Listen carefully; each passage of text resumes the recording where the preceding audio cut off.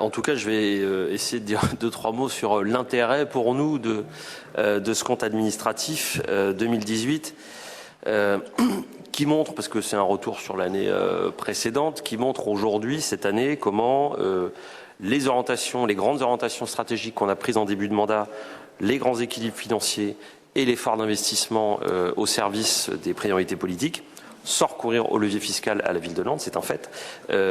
Comment il montre ce rapport et ces chiffres qu'effectivement on a respecté ces engagements et que ces orientations étaient les bonnes. 53 millions d'euros d'investissement et 49 millions d'épargne brute. Les chiffres, parce qu'il faut un peu de chiffres quand même dans un compte administratif, les chiffres parlent d'eux-mêmes et ils démontrent même qu'on est bien dans des investissements pour l'éducation, pour la relation aux usagers, pour les services publics de proximité, sans oublier les dimensions qui nous sont importantes au sein de la majorité, de justice sociale et de solidarité, et qui sont au cœur de notre projet politique et de nos engagements qu'on a pris, j'y reviendrai tout à l'heure. Ce compte administratif montre que notre stratégie financière, elle était juste, elle était cohérente et elle est responsable, n'en déplaise, Monsieur Renaume, à votre lecture.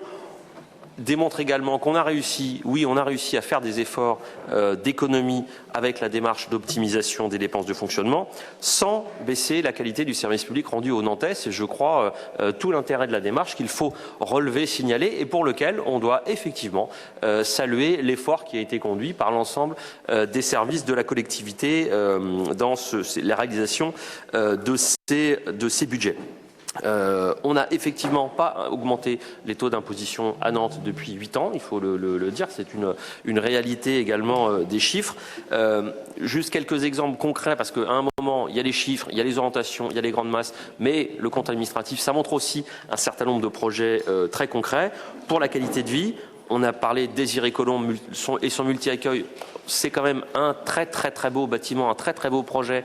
Alain Robert pourrait nous en parler mieux que je ne le ferai, mais avec vraiment une vraie qualité de logement pour la vie associative, le jardin qui est autour. Enfin voilà, un vrai projet qui à lui seul quelque part pourrait résumer la politique que nous menons au niveau de la ville de Nantes. Je pourrais citer d'autres exemples, la fabrique des Dervalières aussi. On voit bien qu'on est à la fois dans les équipements du centre-ville, mais aussi dans des équipements dans les quartiers, dans l'ensemble des quartiers nantais. La pépinière jeunesse sur Bellevue également, et je n'oublie pas des équipements sportifs comme le vélodrome du Petit Breton. On a aussi dans cette qualité de vie quelques exemples sur lesquels on peut revenir. On a parlé et illustré, c'était je crois dans je ne sais plus quelle diapo, mais une des diapos, le projet Quai des Plantes autour de la nature en ville qui a été un vrai succès dans sa première édition en 2018, avec plus de 400 000 personnes qui sont venues se promener sur cette nouvel aménagement de cette promenade qui préfigure ce que sera demain le projet des bords de Loire, et c'est un projet que l'on a reconduit pour cette année qui a ouvert déjà ici. Un petit élément aussi sur lequel je voudrais insister, sur la mise en œuvre de l'indemnité kilométrique vélo qui a été mise en œuvre en 2018 et dont on sait qu'aujourd'hui, alors j'ai pas les chiffres nantais, mais en tout cas aggloméré sur la ville et la métropole, 620 agents qui bénéficient de cette indemnité kilométrique vélo. C'est aussi une traduction de ces engagements budgétaires pour favoriser la pratique du vélo à Nantes.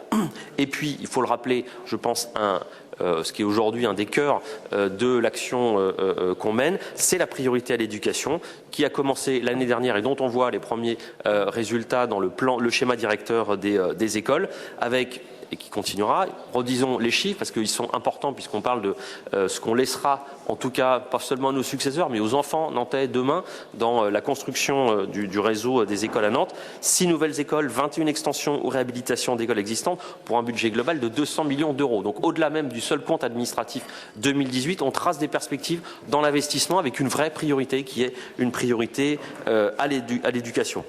Donc je résumerai en disant deux choses. Un, oui, on a une situation financière qui est saine ça représente des vrais efforts pour les faire et il faut le saluer parce que souvenons-nous d'autres périodes où la situation financière n'était pas aussi stable ou d'autres villes en France qui ne sont pas dans cet effort-là et des réalisations qui sont utiles aux Nantais, 2, dans tous les quartiers, 3, conformes à nos engagements.